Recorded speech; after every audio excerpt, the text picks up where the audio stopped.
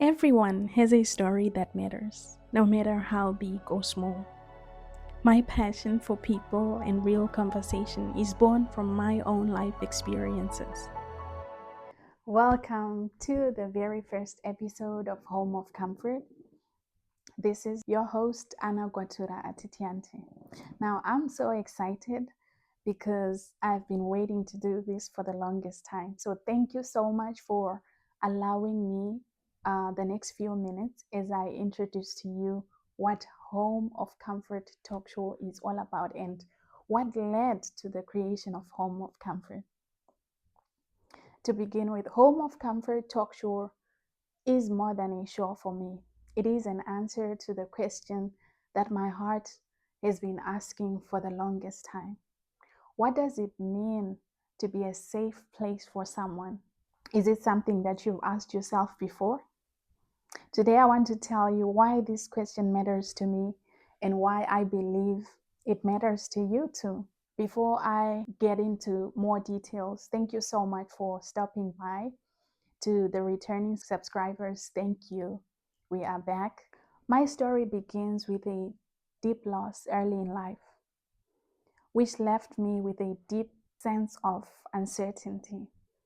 In the years that followed, I found myself having to navigate different worlds and learning just as a child learns to read or write. I want to share with you that I became acutely aware of the many languages that people use. These languages included the language of encouragement, caution, and that of criticism. I became so fluent in the language of silence. Consequently, I started bottling things up, terrified of being a burden or saying the wrong thing. My inner world became a place where fear of judgment was a constant guest. You know how it is when you are so aware of people's actions.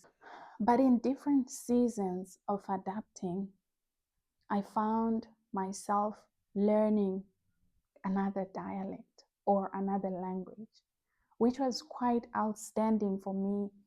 So, what I'm trying to say is that many times I would encounter a person or a presence that communicated a different dialect, and it wasn't about the words they spoke, it wasn't about what they said, it was about the space they held. It was a quality of calm, a way of listening that didn't interrupt, and a warmth that didn't demand anything in return. At this point, some of you might be getting the gist of what I'm talking about. Just sit back and I'll explain more. In those rare moments where I encountered human safe havens, I found the walls that I had built around my heart softening. I tasted something incredible.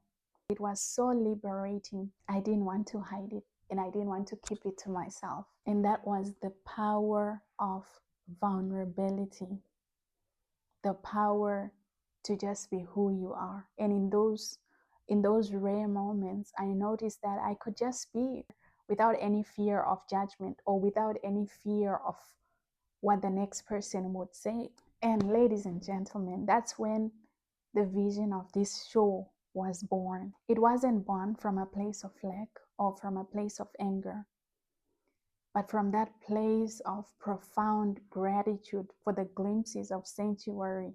I realized that the comfort that I had received in those places was not supposed to end with me, but it was something that was meant to be shared with the world. It was something that was supposed to be shared with other people. I wanted to build a platform where the rule number one is that you can open up without fear, because your mental and emotional well being is the most important thing. And now, ladies and gentlemen, that is what Home of Comfort is. It's anchored in the scripture that says that God comforts us in all our troubles so that we can also comfort those in any kind of trouble. with the comfort that we ourselves have been given. Now, doesn't that cycle sound so good that when I myself have been comforted, have been lifted from that place where I was, I carry that on to the next person. It is not supposed to end with me, but I should take it further. I should reach out my hand to help the next person because I've been there and I know how it feels. This channel is that work in action. It is our collective space where we are reminded that even in our deepest struggles, we are never truly alone.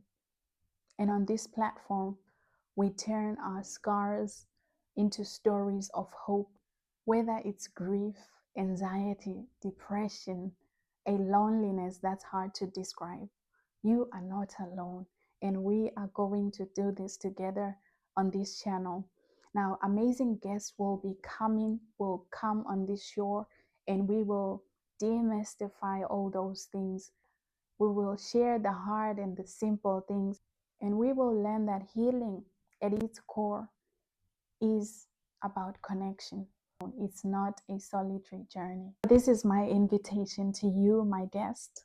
Come home, subscribe to the channel, and if you know anyone who may need this kind of content, please share this channel with them. And I am also inviting you to turn on your notification bell after subscribing to the channel so that you'll be notified every time we do post videos. The plan is to post videos every fortnight, so after every 2 weeks a video will be dropping. Many guests will come on the show sharing their journeys.